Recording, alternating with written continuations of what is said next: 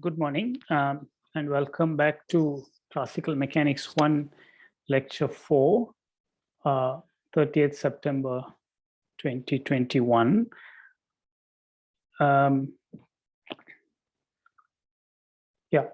So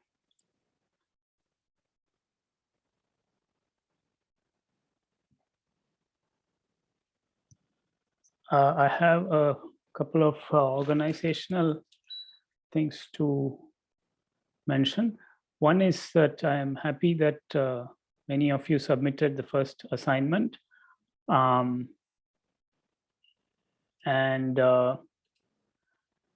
Please follow the convention of naming your submission file according to the method mentioned.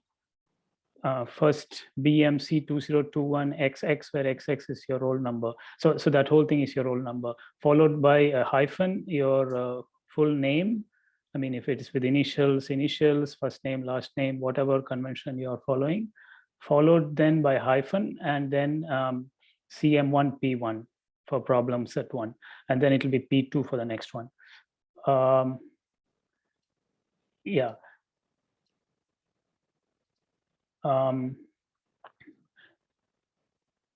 Now, I hope you are able to hear me. Okay. Yes, sir. Great. In the meantime,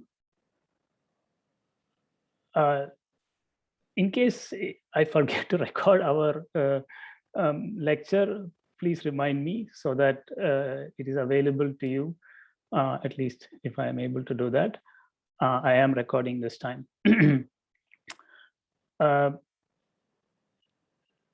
Now, we have 48 participants.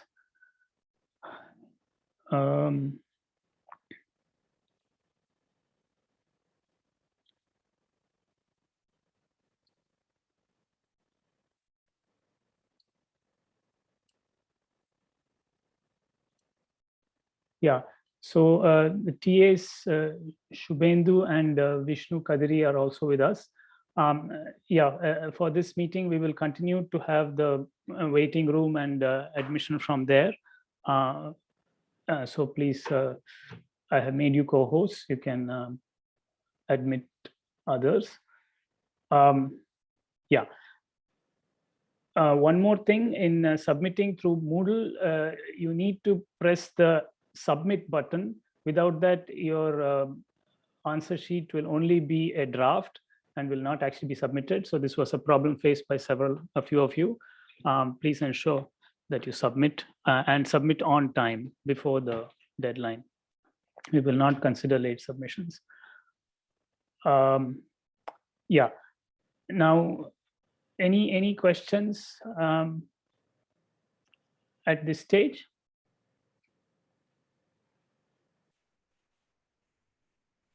Okay. So anyway, I was glad to receive your answer sheets. I will discuss them as well.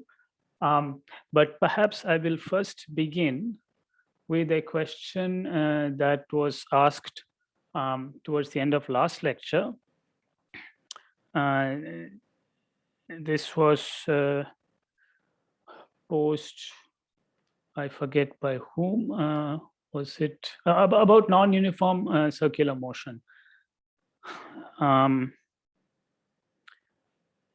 I think it was Gautam Vishwanathan, am I right? Yes, sir. Okay. Yeah, so you asked, let me recall. So we will have a particle moving on a circle, and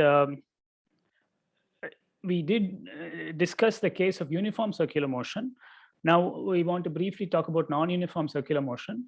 Now in this case, we can still talk about a radius vector or position vector of the particle, and that is given by r equal to L, if L is the radius of the circle, L times cosine omega t, comma sine omega t. So I'm using a common notation to separate the x and y components. We could use x hat and y hat. We'll get used to both conventions. Now, this is, of course, the position vector. It is radially outwards. From this, we can compute the velocity vector, and that is given by L omega. I must just differentiate this. L omega times minus sine omega t, comma, cosine omega t. Yeah, this is if omega is a constant. But now let us suppose it is non-uniform. So let us suppose it is non-uniform circular motion. And in that case, omega is not a constant. Omega is not a constant. Yeah. So far, we have assumed omega is a constant, but since it is not, we need to differentiate omega as well. The question posed was concerning whether the velocity and acceleration are orthogonal or not in this case. And let us address that question simply by proceeding to calculate velocity and then acceleration. So I need to add to this velocity one more term. And you will help me do this. The L is simply a constant factor that remains there. But in addition, when I differentiate omega t, I have two terms. I have the differential of t, which is give me the coefficient omega, but then you have also the omega dot term, omega dot times t. So let me write that omega dot times t times minus sine omega t, comma, cosine omega t. Yeah. Basically, I'm using the chain rule of differentiation. When I differentiate omega t, there are two terms. One is simply omega, the other is omega dot times t. Is this okay for you? Yes, sir.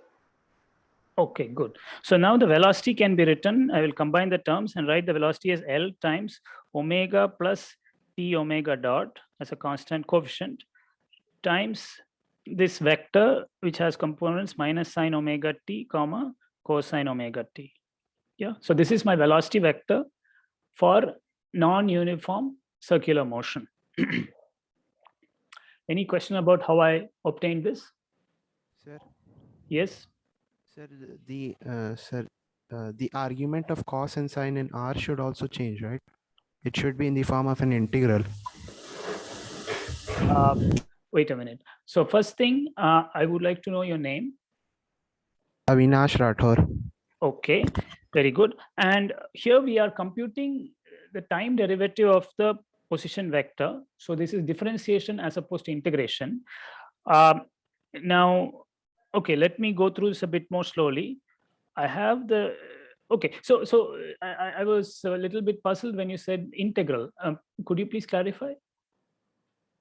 I said, I meant that the definition of R here should be also different, not definition exactly, but the term for it. Okay. You are saying this formula for R that I have written is itself to be checked. Okay, well, okay, let us see what the physics of the situation is. It's a particle that moving on a circle of fixed radius L. Now, a point on a circle can always be parameterized by x and y coordinates given by L cos theta and L sin theta, where theta is the angle subtended by the instantaneous location of the particle with respect to the horizontal axis. All right. So in that respect, this formula for R is completely general. The non-uniformity of the motion is encoded in theta being written as omega t, where omega itself is time dependent. You could simply say it is theta of t. Okay, that's also fine. You don't need to use the symbol omega at all. Yeah, the reason we have used it is to reduce to the case of uniform circular motion in a simple way by assuming that omega is a constant. Does this clarify your point, Avinash? Yes, sir. Okay, good. So, and now when we differentiate this formula with respect to time, we use the chain rule and obtain two terms. So is Avinash Rathore okay with this calculation, having assumed this formula for R? Yes, sir. Okay, excellent. Okay, as I said, you could write this coefficient and multiply it by x hat. This is the coefficient of x hat and this is the coefficient of y hat. Now I ask the question, is V perpendicular to R? What is the answer to that question? Yes, sir. That is true, because if you compute the dot product V dot R, it is indeed 0. The coefficient doesn't really matter. It's really the dot product of these two vectors that matters. And a minus sign times cosine plus cosine times sine. Minus sign times cosine plus cosine times sine. That is 0. And therefore, we conclude that V is tangent to the circle, as it had to be. After all, the particle is confined to a circle, and therefore an infinitesimal displacement of the particle must be tangential, or we also call that azimuthal. Okay. Okay. So much for the velocity. You could, of course, ask what is the speed, and that is a simple calculation, which is to compute V dot V and take its square root. I will leave you to do that. By the way, just as a matter of terminology, I perhaps I confused you a little bit last time. Omega is called the angular speed, and occasionally also called angular frequency. All right. But the better term is angular speed. I sometimes lapse into angular frequency, and perhaps that was a bit unintentional, though it is also used. So Shakti Chauhan has raised his hand. Please ask your question. Sir, to talk about the velocity vector, it is appropriate only when we are talking about infinitesimal displacement. Otherwise, it doesn't make any sense. You are absolutely right. Velocity has to do with the rate of infinitesimal displacements. Yes, finite displacements are not concerned with velocity. Yeah, that's true. Okay, now proceeding. So I will not write the formula for speed. I encourage you to do that. Of course, this should reduce to what we are familiar with. If omega dot is 0, that would be the case of uniform circular motion. Then you see that the magnitude of V is simply L times the magnitude of omega, because this second term would be absent, and the vector in parentheses is a unit vector, because sine squared plus cosine squared is 1, and therefore the magnitude of speed would be L omega. But if it is non-uniform, you will have a correction term. Any questions so far? Sir, I had a question related to what Avinash asked, like a continuation of it. When angular speed is time dependent itself, Yes. the angle theta t is integration of omega dt from 0 to t, right? That is true. Yes. The total angle, total angle is the integral of the, yes, that's right. Yeah. So R will become L cos theta comma sine theta, right? That's the general thing. Yeah. Instead of omega t, that it should be theta t, right? If we are just writing omega t for uniform circular motion. Yes. So when we differentiate cos theta sine theta, yes, then by chain rule we only get differentiation of theta, which is omega itself, right? So we don't get the omega dot term. Oh, I'm sorry. Is what my question. Okay, see, I am simply defining theta of t as omega of t times t. Okay, this is you may not like this, and I am happy with that feeling of yours. You could simply call it theta of t. Just for convenience, to reduce to the uniform case in a simple way, I am writing theta as omega of t times t. Okay, I see what you're saying. You don't like my notation. Okay. Okay. Your point is well taken. Your point is well taken. My convention is not the most desirable. Okay. Is that your problem? No, sir. Sir, like not the Yeah. convection itself, but like more like if we write it like as the integral theta as the integral omega dt, then we don't get a term in the differentiation, like in the velocity part when we differentiate position, we don't get a term. That's why that's like my question. Like that should not be dependent on your notation, right? Okay. Yeah. See, okay, I'm I'm a little confused as to what you're asking, but perhaps I should take a step back and Sir, I think he means that if you have like omega t times t, when you differentiate that part, right? Yes, You get yes. a sum, right? Which is just omega and omega dot t. But if you just Correct. have theta, you just get theta dot times that vector. You don't have to bother about that extra term. You are right. Yeah. I think that's what he means, right? Okay, perhaps that is what he's referring to. And let me take your cue. Let me redo from start. Yeah. Let me start maybe perhaps with a notation that is better. And let me start with the notation R is equal to L times cosine theta of t, comma sine theta of t. All right. Now we will define the angular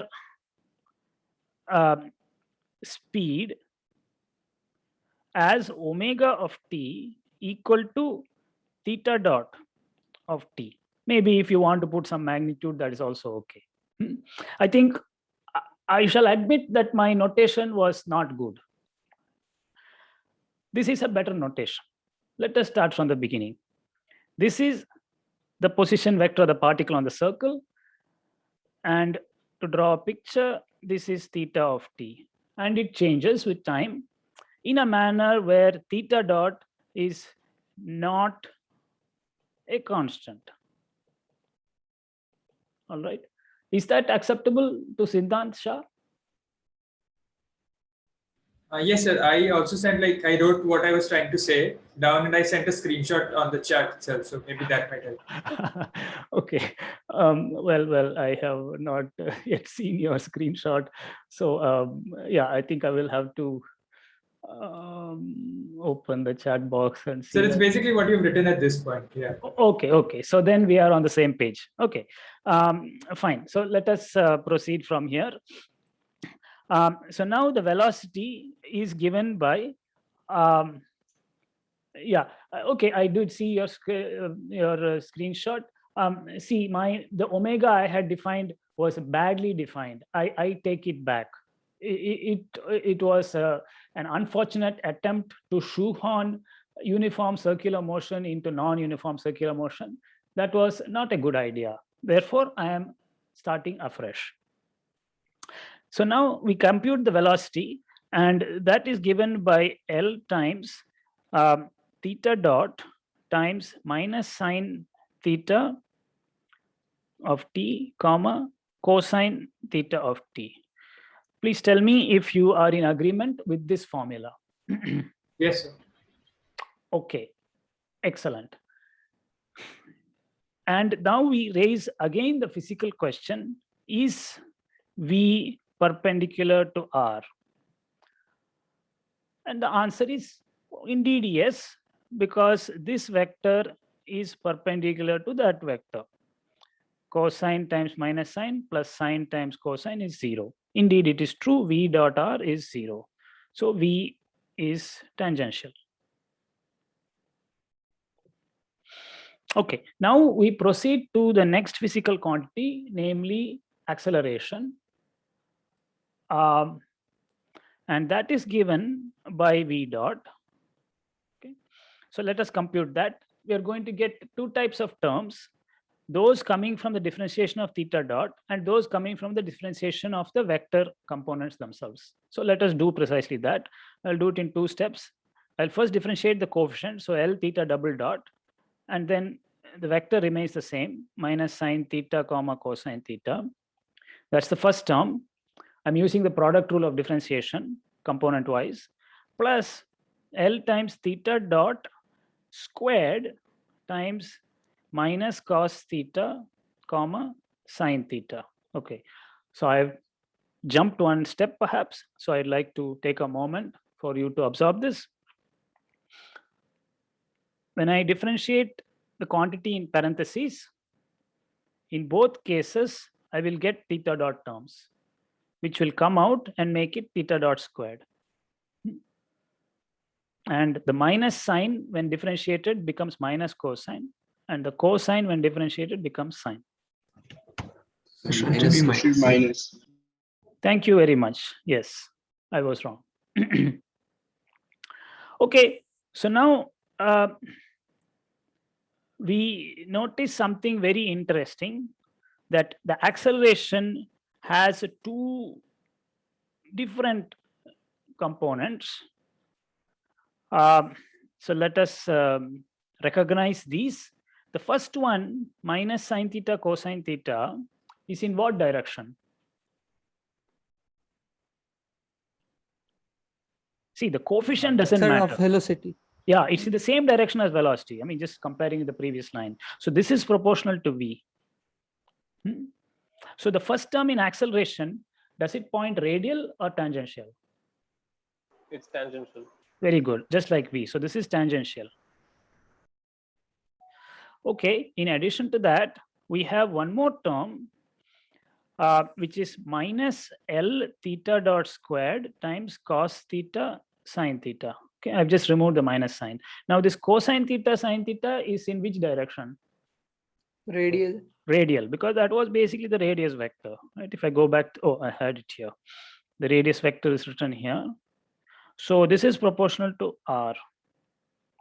So we come to the conclusion that A has both tangential and radial components. And therefore, V dotted with A is not equal to 0. Yeah. So A is not purely radial for non-uniform motion. And we have demonstrated that. The amount by which it fails to be radial is this theta double dot term. That's what's sort of angular acceleration. Yeah, we can give this a name. Angular acceleration is causing this acceleration to have a tangential component. Whereas the other term in the acceleration, what was the name we gave to it? The centripetal. Very good, centripetal. So in other words, we have what we will sort of temporarily call the tangential angular acceleration as well as the centripetal acceleration. And these two point tangential and radially inward. It's radially inward because there's a minus sign here. All right. So is this satisfactory? Yes, sir. Thanks a lot. Okay, that was Gautam's. Okay, in answer to Gautam. Yeah. To be honest, I intended to make this a homework problem, and you have spoiled my game. Okay. Okay. So now let us go back to or proceed to a new topic. Actually, it carries on from here. I would like to discuss polar coordinates, which this problem has emphasized as being important. So I'd like to set up the concept of polar coordinates on the plane with a little bit of care. All right, I'm sure you have seen this before. I mean, we have implicitly been using it all this while, but let's make it a bit more formal and go a step further. Any questions so far? Okay, so we are going to discuss plane polar coordinates. Now, why do you do this? Well, for many problems in physics and also mathematics and engineering and elsewhere, especially those problems where there is rotational symmetry around a central object. Yeah. Now, this central object could be the sun in planetary dynamics. It could be the nucleus in atomic physics. Yeah, it could be somebody standing in the middle and tugging at a string that is being rotated. Yeah. So in all these problems and many more, there is some kind of central object that is either very massive or having a large charge. Yeah. And around that, other things may move, and you may have some sort of rotational symmetry. In such problems, polar coordinates are found to be much more convenient than Cartesian coordinates. All right. I mean, we are going to see this again and again, but this is just the first step. So, so for simplicity, we will consider polar coordinates on the plane, okay, as opposed to 3 dimensions. We will then proceed to 3 dimensions. So let us consider the plane with an origin chosen. And suppose we are given an origin, which we call O, and we pick horizontal and vertical directions, call them X and Y axes. Yeah, so this is X and Y. Yeah. Now, given a point P with Cartesian coordinates X and Y, yeah, we are going to set up polar coordinates in the following manner. The distance from the origin will be called the radial coordinate. So R is the distance of P from the origin.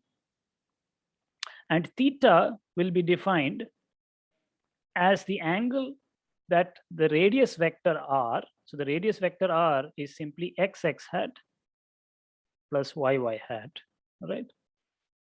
That radius vector R subtends an angle theta counterclockwise with the horizontal axis. So R and theta shall be our polar coordinates.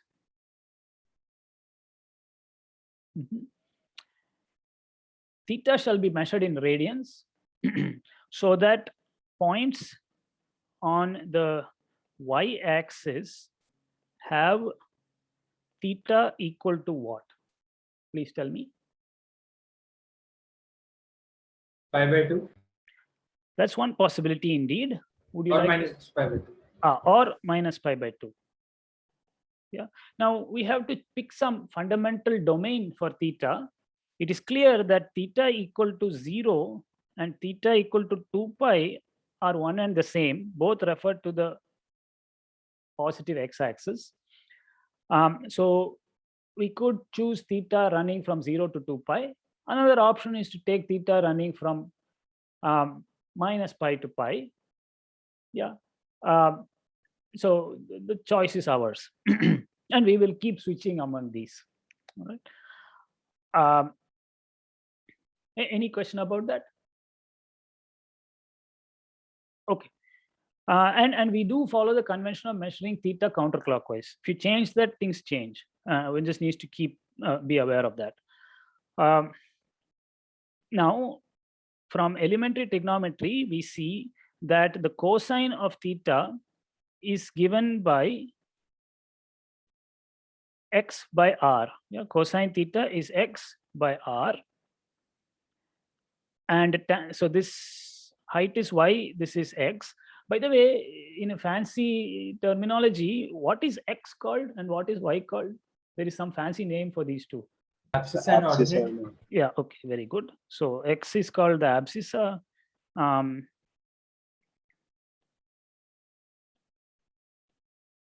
And y is called the ordinate. So sometimes we use that terminology. Okay.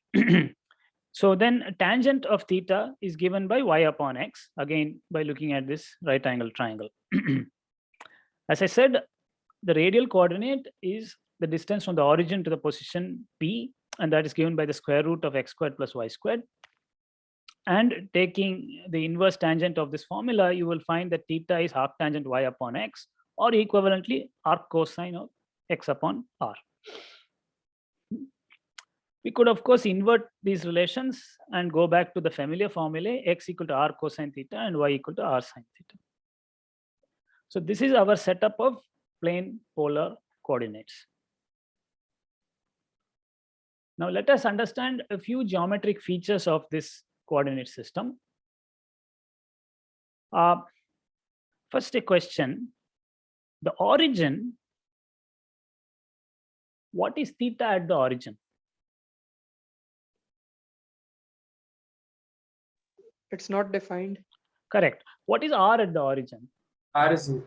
R is 0 indeed, but theta unfortunately is not defined at the origin. Or some people will say theta can take any value, 0 to 2 pi. All of them refer to the same point. Yeah. So we say that this coordinate system is singular.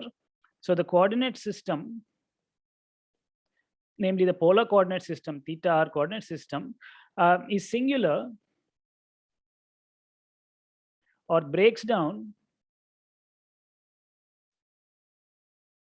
at the origin. Okay. In other words, there is not a one-to-one correspondence between xy and r theta at the origin. All values of theta correspond to the origin, whereas only x equal to 0, y equal to 0 correspond to the origin. So there is no one-to-one correspondence between xy and r theta at the origin. Okay, so this is a feature, a somewhat unpleasant feature of polar coordinates. We have to live with it. We will work around it. It's not as bad as it looks. Okay. Now for additional geometric features, let us first go back to our Cartesian coordinate system and ask what the coordinate lines look like. Yeah, by that I mean, what are the constant x and constant y curves? If I put x equal to constant, what kind of curve do I get? So x is like xy may, you will get a straight line. Yes, straight line in which direction? X Yeah, constant y will be axis. parallel to y axis. Correct.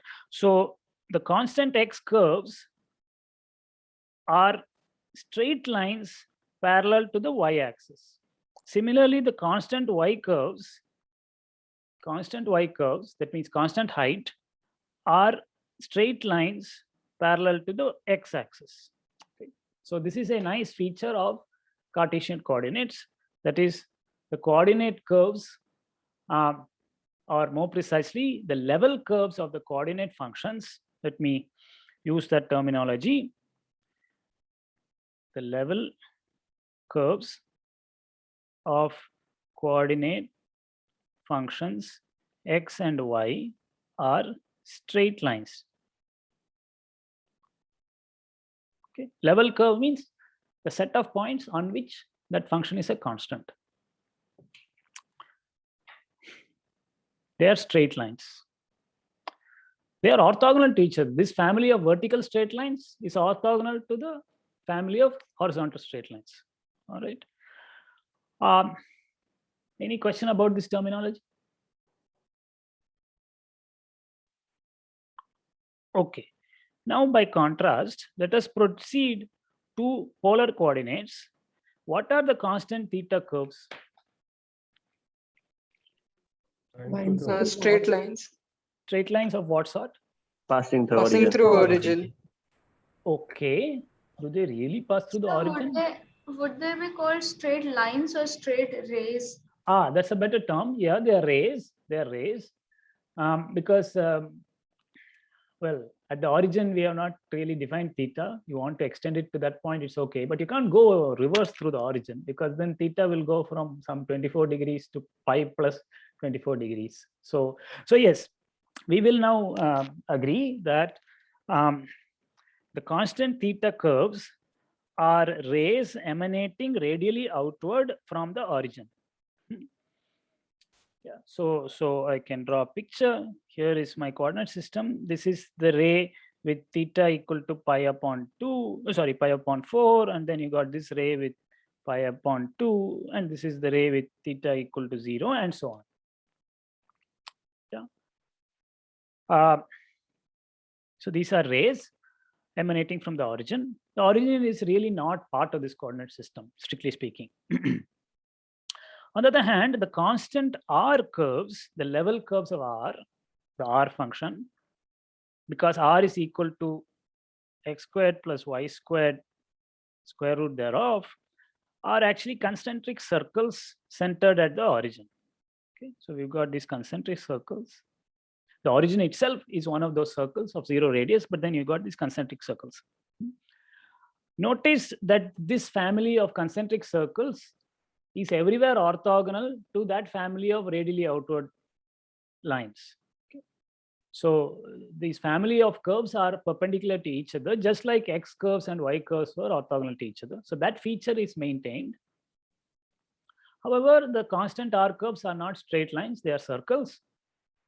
For this reason, polar coordinates are called curvilinear coordinates.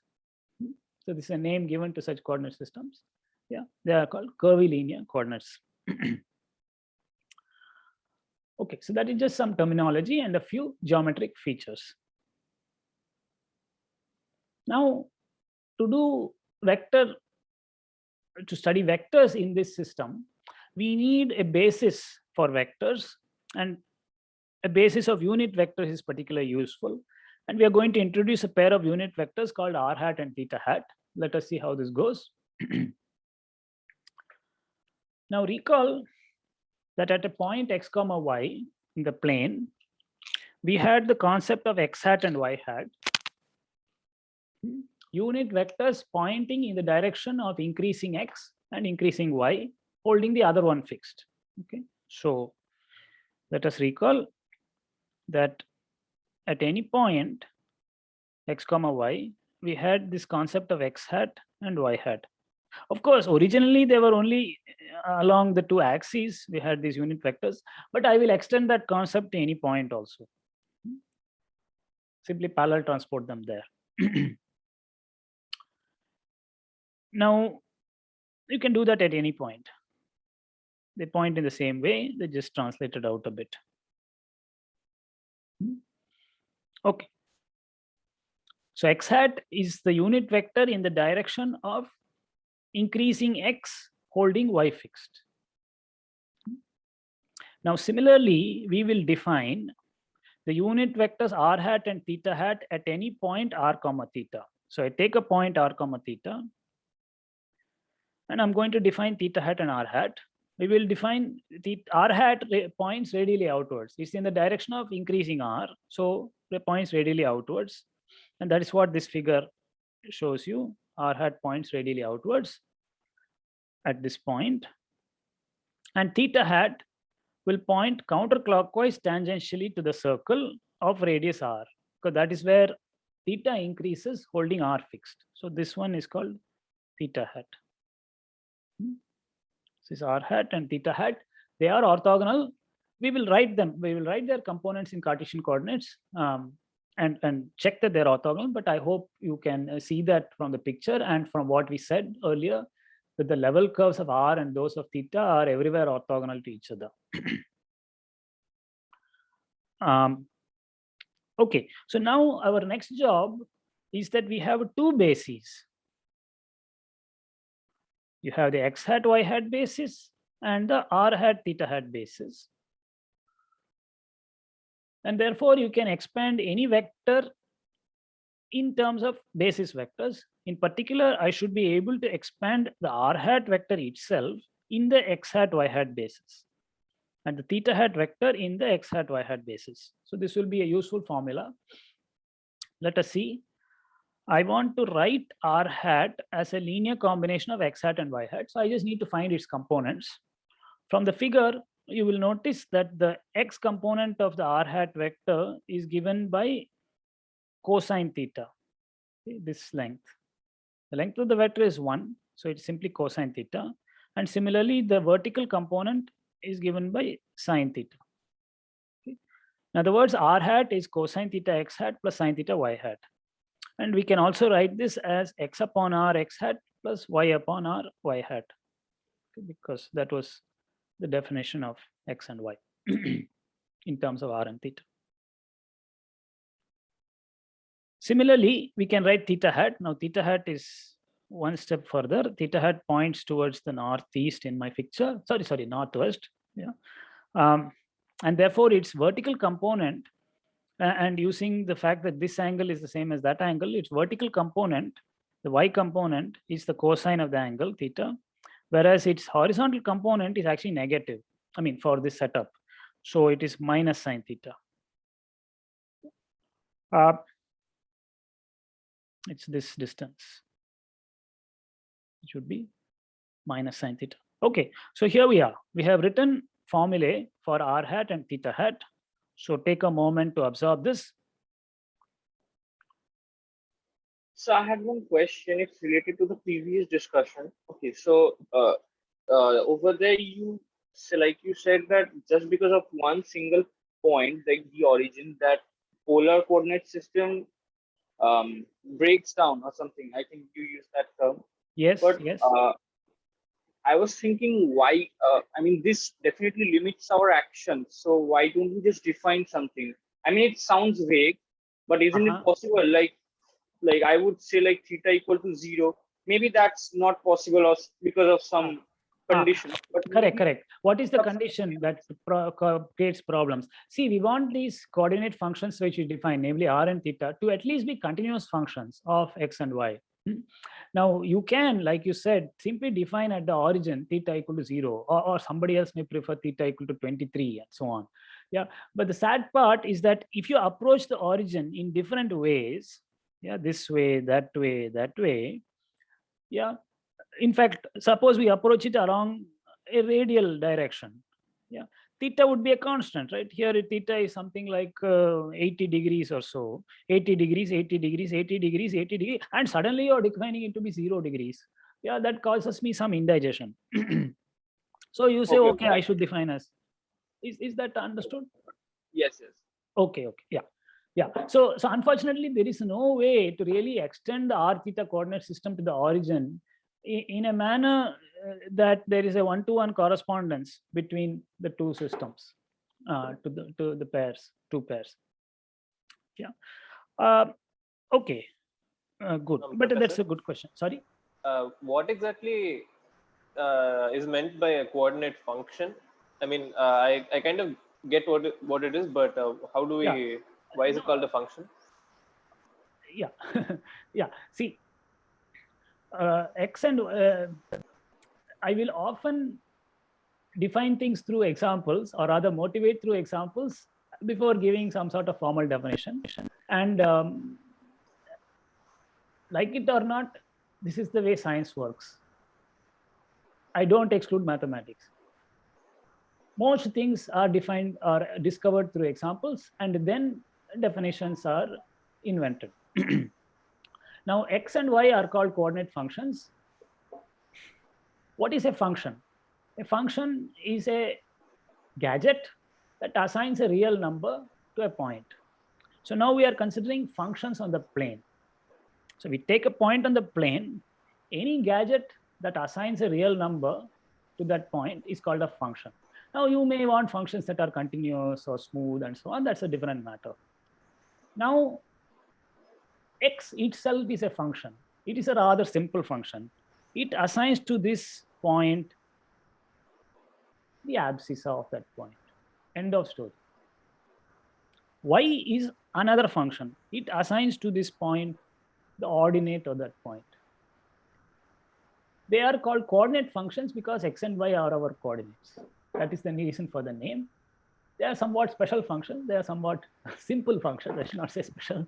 They are very special. They are very simple. But does that answer your question? Sort of, but what do we mean by abscissa if we're assigning, if this is a function which assigns the abscissa, how do we find the abscissa before? And it's feeling sort of circular to me. No. I am only giving the definition of the name coordinate function. X and y have already been defined. Yeah.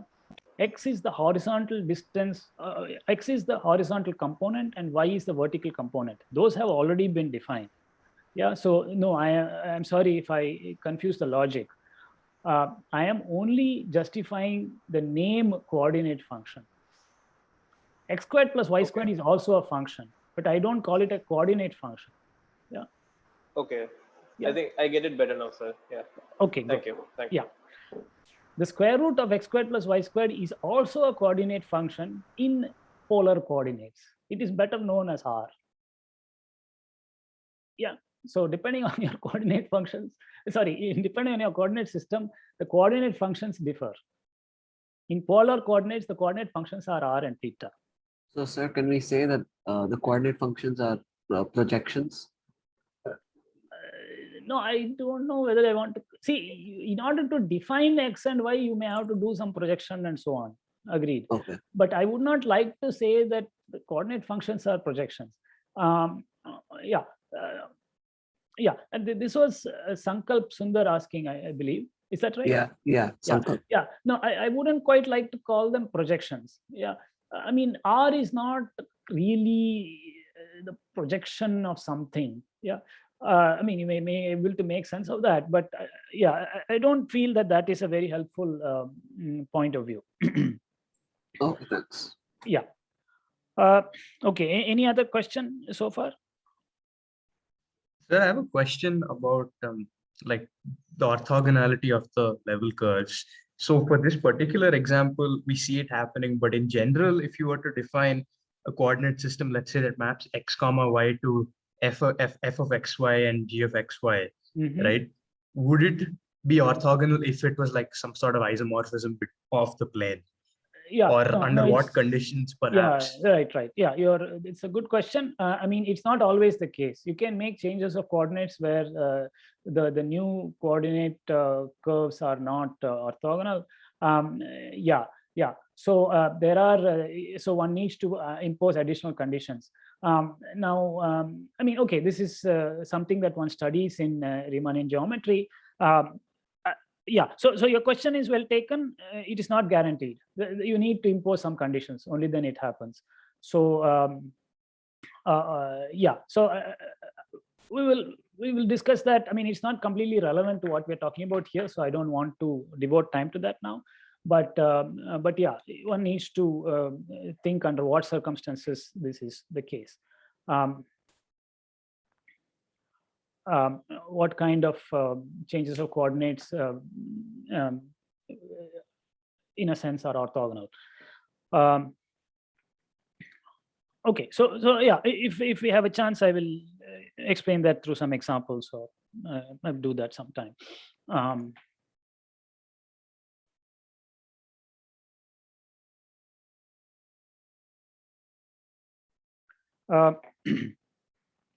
Okay, any other question?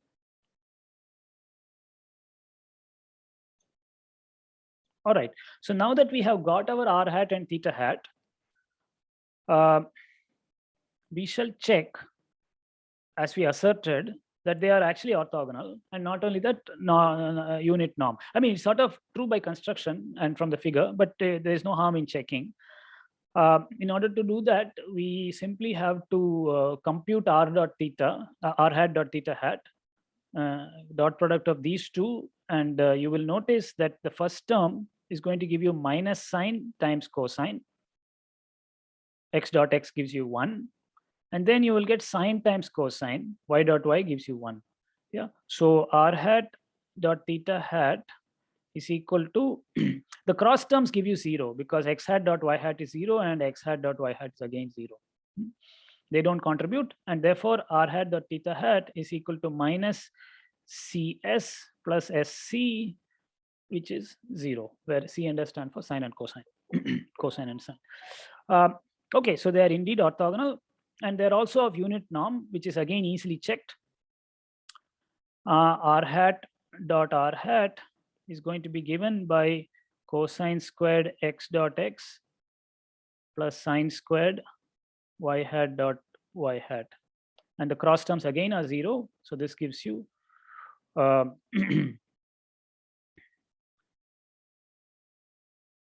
what is going on? It gives you cos squared plus sine squared, which is equal to 1. So indeed, r hat is a unit vector, and the same is true about theta hat. All right. Okay, and I will leave as a little exercise to you to express in the opposite direction x hat and y hat as linear combinations of r hat and theta hat. Important feature that I want to point out, that while x hat and y hat point in the same directions everywhere, they're sort of parallel to each other everywhere. That is not the case with r hat and theta hat. So at this point, r hat points radially outwards, and whereas at this point also it points radially outwards, but that radial outward and this radial outward are not parallel to each other. So we will say that r hat and theta hat, the directions of r hat and theta hat change with location. So this is generally the case with curvilinear coordinates, and we will have to deal with that. And we are going to do precisely that now. So let us now talk a bit more about physical quantities that we can work with. In particular, we want to model the position and the velocity and the acceleration of a particle using polar coordinates. Now, as before, the position vector can be expressed in polar coordinates. Recall that r is equal to x hat plus y hat. Yeah? If the particle is at the point x comma y. Now this, when we write it in polar coordinates, x is r cos theta and y is r sin theta. And recall that cos theta x hat plus sin theta y hat was actually r hat. That was what r hat was from this formula, cos theta x hat plus sin theta y hat. Yeah. And therefore, we notice that the radius vector or position vector is equal to r hat. Okay, very simple. Makes sense after all. Position vector points radially outward. It has a length given by r. So we should have expected this formula.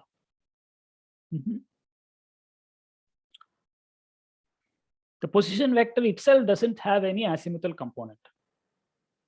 No tangential component. All right. Now, suppose the particle is actually moving, so that boldface r is a function of time given by the distance from the origin, which is itself a function of time, times r hat of t. So let me draw a picture. The particle is moving like this. Okay. So at this stage, at this time, the r hat points this way. At this time, r hat points that way. So r hat itself is a function of time along the trajectory. R hat is a function of time along the trajectory. Is that understood? Now we come to our task of computing the velocity. So I emphasize once again, as the particle moves along a trajectory, the radial coordinate r can change, the distance from origin can change, but so can the unit vector r hat itself. Thus, its velocity is given by a sum of two terms. So v by definition is simply time derivative of boldface r, but that's also given. So now differentiating this expression, we will get two terms by the product rule. R dot times r hat plus r times dr hat dt. Yeah, so sometimes we write this as r dot times r hat plus r hat dot. We are building multi-story buildings here. Okay, now the first term is what we might naively guess as the radial velocity. Yeah. But the other term is also present, and it comes from a change in direction of the basis vector r hat, as I have just emphasized. So it's important to keep both. And now we come to the important problem of finding out what r hat dot is, this weird object.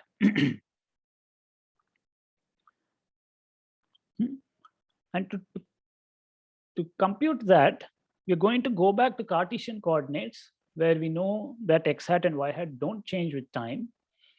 Yeah, and do the computation there. So let us take a moment to find the rates of change of the basis unit vectors r hat and theta hat okay, along a trajectory. Now, being unit vectors, their change can come only from a change in their direction. Okay, I mean, this is just a simple observation. Now let us compute what r hat dot is. Okay, we start from the definition. R hat is cos theta x hat plus sin theta y hat. Okay, that was the definition. Computing the time derivative, dr hat dt, we get two terms. Derivative of cosine gives you minus sine times theta dot x hat plus cosine theta theta dot y hat.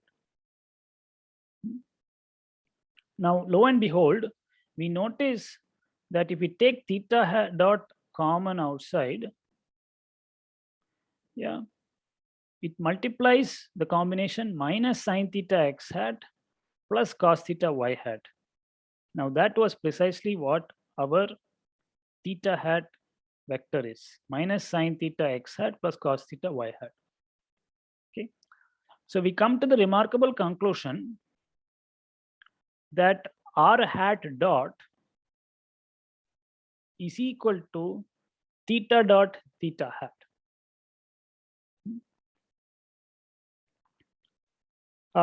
So I would first like to check whether you are okay with this calculation before perhaps understanding it geometrically. How we went about this little calculation. Any question about it?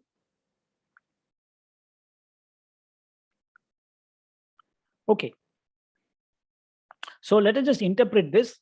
What we are saying is that the change in the unit vector r hat is always in the azimuthal direction, theta hat direction. Yeah, that's what we have discovered here. It is always in the azimuthal direction. Yeah. In other words, neither the magnitude nor the direction of r hat changes in the radial direction. I mean, the magnitude of r hat cannot change because it's a unit vector.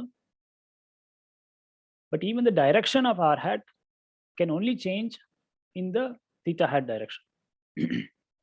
Yeah, so I encourage you to try to understand this through a figure. I don't want to do it all for you, but let me just get things started. Suppose we have particle here. It moves somewhere else. Yeah, suppose it moves somewhere else, a little bit here. Now this was our r hat, and it moves a little bit, not a whole lot. Yeah, so let's suppose it's nearby. Now this was the original radial vector, radius vector. This is the new one. I want to compare the two. So I will compare the two by sort of moving this one there parallelly. Yeah, so I'll have two of these vectors nearby, and the difference of the 2 points in this direction.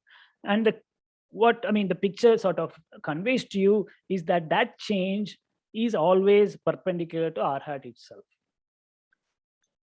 Because if the change had any component in the direction of r hat, then the length of r hat would change with time, and that's not allowed.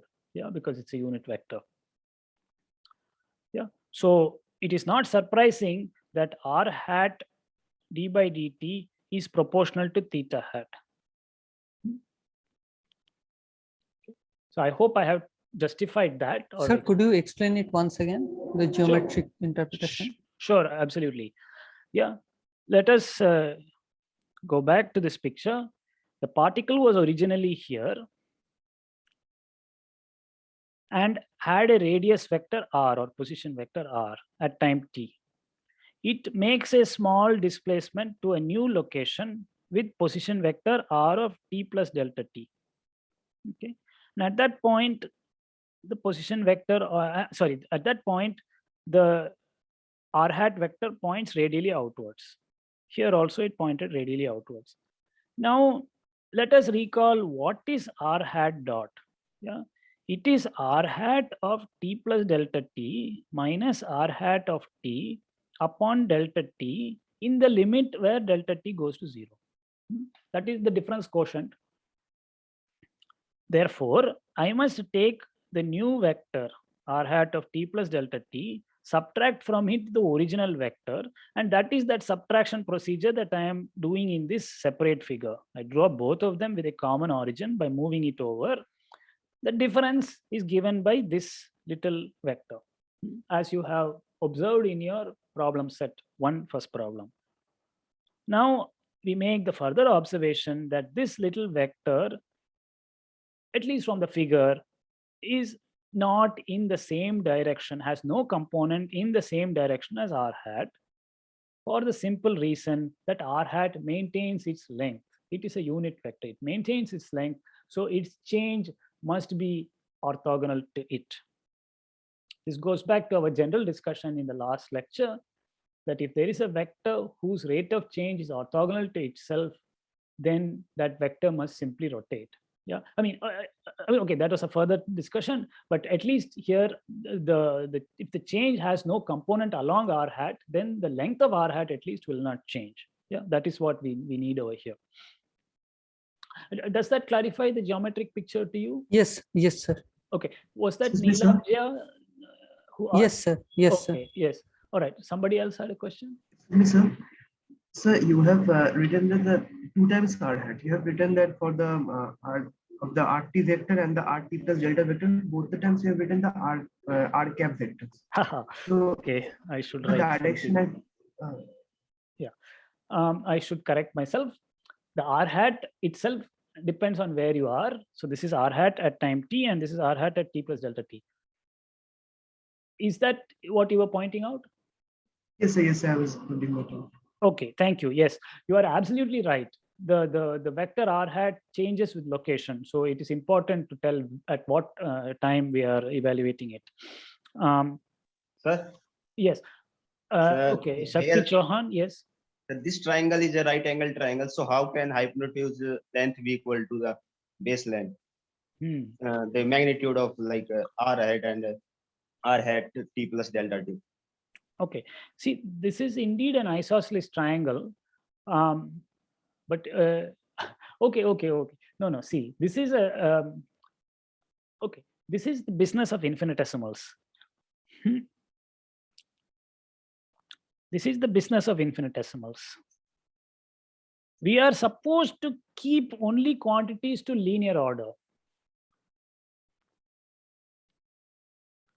There is a definite sense in which this is a right angle, this is a right angle, and that is a right angle. You don't like it, but it is still true to linear order. The angle delta theta. How can this magic happen? All I am saying is that approximately all these 3 are right angles. In fact, if you compute this angle, and you are quite right, it is not 90 degrees, it is slightly less than 90 degrees, but I claim that the departure of this angle from 90 degrees is second order in smallness in this angle.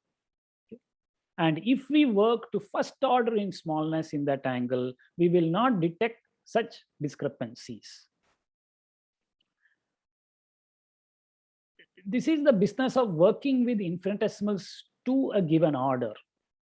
Does that at least indicate how this magic can happen? Yes, sir. Yeah. Okay. We will encounter such arguments later also. Yeah. Okay, good. Okay, now one more little thing. See, I mean, physics is also about interpreting formulae and understanding them. So here we have argued that d by dt of r hat is in the theta hat direction, but the coefficient also requires some discussion. The coefficient is theta dot. Let's at least understand the sign of that. Right? Let us just make a little attempt. In this picture, we notice that theta has increased. Right? It started at maybe 20 degrees and gone to 30 degrees or maybe 40 degrees. Right? So theta has increased. So theta dot would be positive, and therefore this coefficient would be positive. So r hat dot we have calculated is theta dot theta hat. All I am saying is the sign being positive is understandable because in the example we considered, theta has increased, theta dot is positive, and therefore r hat dot should point in the theta hat direction as opposed to the minus theta hat direction. And indeed, that is what the figure is saying. It points counterclockwise as opposed to this way. Yeah. So we can at least understand both the sign and the direction. Okay.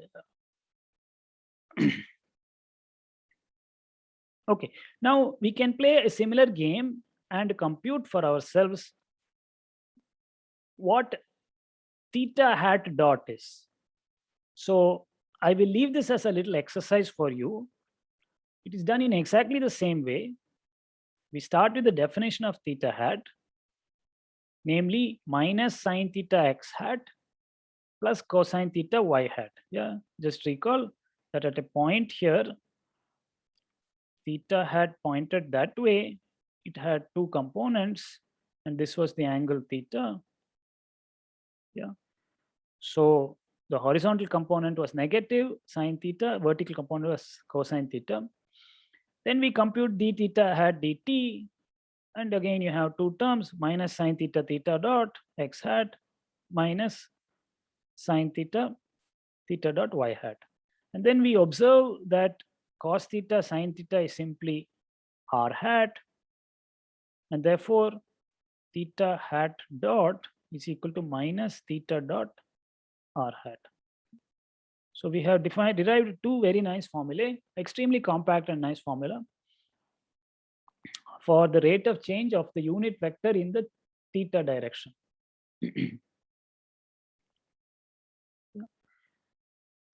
Any question about these two calculations?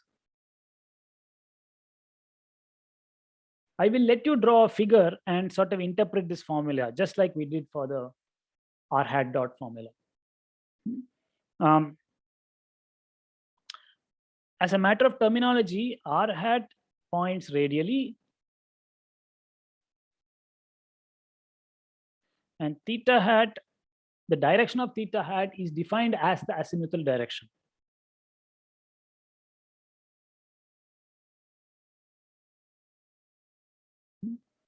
So that is the definition of azimuthal direction. It is the direction theta hat. So Shakti Chauhan has raised his hand. Please tell me. Sir, r hat dot represents the rate of change of direction. So what does this theta hat dot represents in that sense? Yeah. So theta hat is also a vector. It's a unit vector.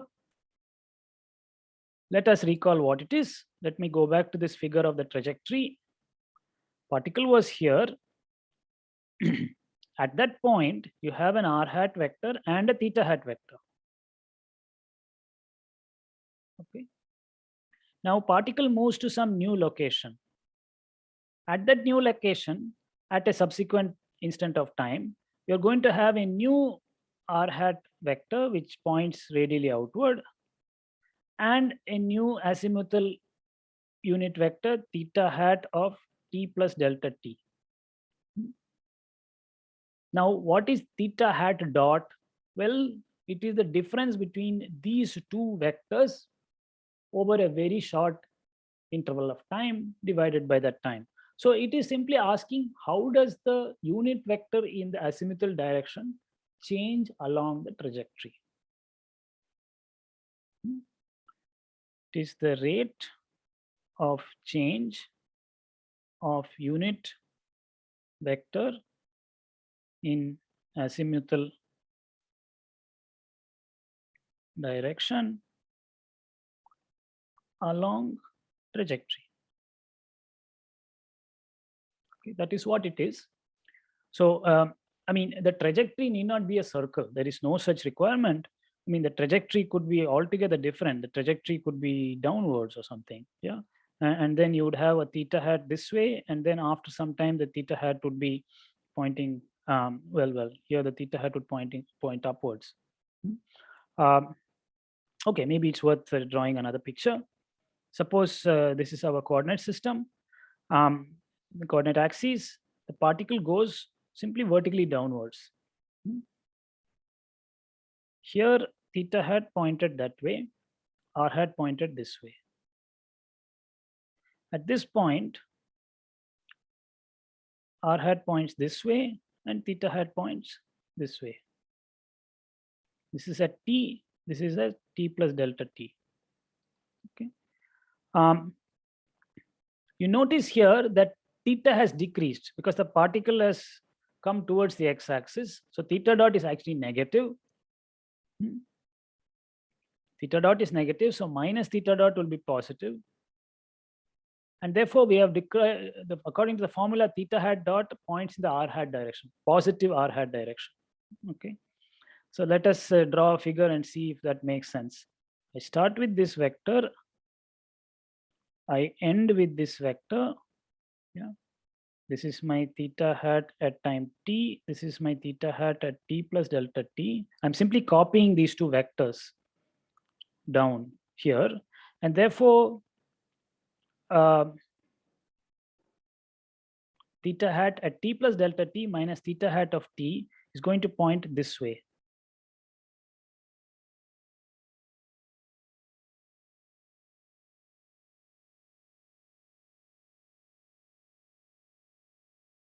Did I do something wrong?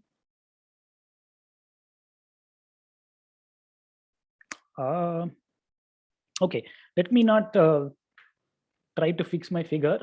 I leave it as a little exercise to you to interpret this formula through a little figure. I've indicated how you go about it. I am I am challenging myself.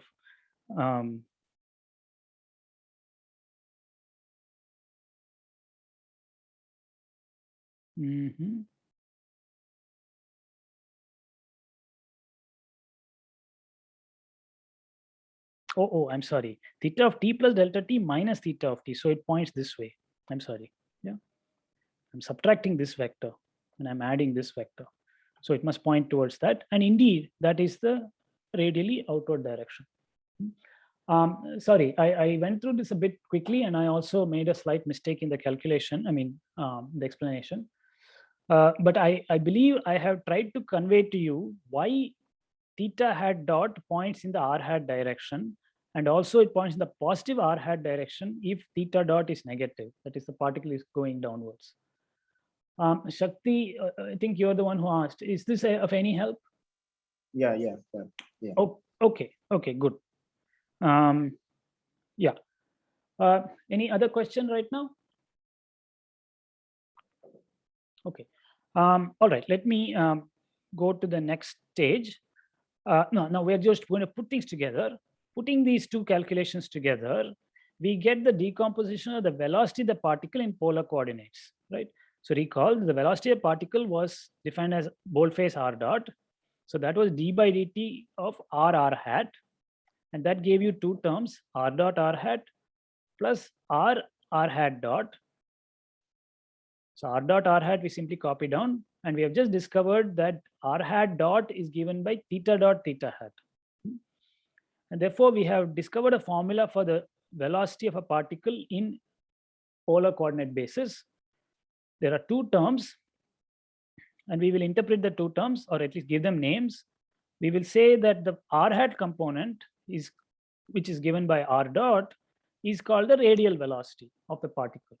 Okay, that is the radial component of the velocity, the particle, while the theta hat component, that is v dot theta hat, that is given by r theta dot. For uniform circular motion, r theta dot was simply r omega. And this is the angular or azimuthal component of velocity. Okay. So the velocity has both radial and azimuthal components in general. If it is circular motion, which of these components vanishes? The radial one. The radial one vanishes indeed. So for circular motion at constant radius L, r dot is simply 0, and therefore v is given only by L theta dot theta hat. And it is purely azimuthal or purely tangential. And the speed of the particle is then given by the magnitude of this coefficient, which is L times the magnitude of theta dot. Yeah, so that is the linear speed of the particle. And the angular speed is given by V upon L, which is simply theta dot in magnitude. Okay, so this is our formula for the velocity of a particle in plane polar coordinates. This is to be contrasted with the much simpler formula V equal to x dot x hat plus y dot y hat, which we write down in one without much thought in Cartesian coordinates. We have derived the analog of this formula in plane polar coordinates. Okay, so that's all we've done. We've generalized this formula to plane polar coordinates and discovered a few nice things along the way. Any question about this? Okay.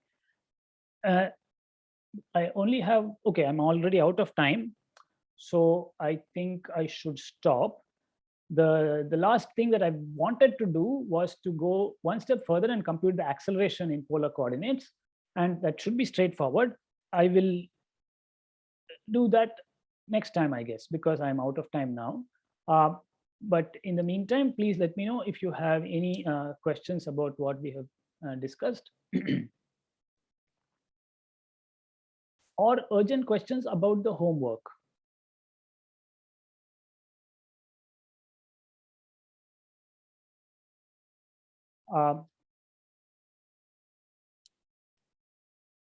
Okay, good. So then we will continue next week on Tuesday, 11:50 a.m. And we shall meet again then. Okay. I have a question from Apratim Ghosh. Could you upload this file on your website? Aha, you are asking me to upload this where I have marked up the notes. Okay. Well, what I have been doing by and large is to incorporate what I have written in by hand over here in the notes. Okay? I mean, not everything, but by and large, the important things. I hope that will serve the purpose. I mean, if, yeah, so going forward, I will try to do that. Whatever additional remarks I have made here, I will put over there. I hope that would be adequate for you. Do you think that's okay? Okay, he says, okay, fine. Any other comments? Yeah, you're most welcome, Apratim. So regarding the homeworks, please do name your files in the manner specified. It is very hard for us to deal with in excess of 60-70 files, which are all named differently. Please put your roll number as the first phrase, BMC2021XY, followed by a hyphen, followed by your name, full name, followed by a hyphen, CM1P1, and next time it will be CM1P2. And please do remember to press the submit button well in time before the deadline. But I'm very glad that a very large number of you have submitted the answers for the first homework. They will be graded and you will hear about it. I will also discuss any questions concerning the homework also. Okay, anything else now? Okay, so let us end this meeting and enjoy your lunch and have a good afternoon. Thank you, sir. Thank you, sir. Thank you, sir.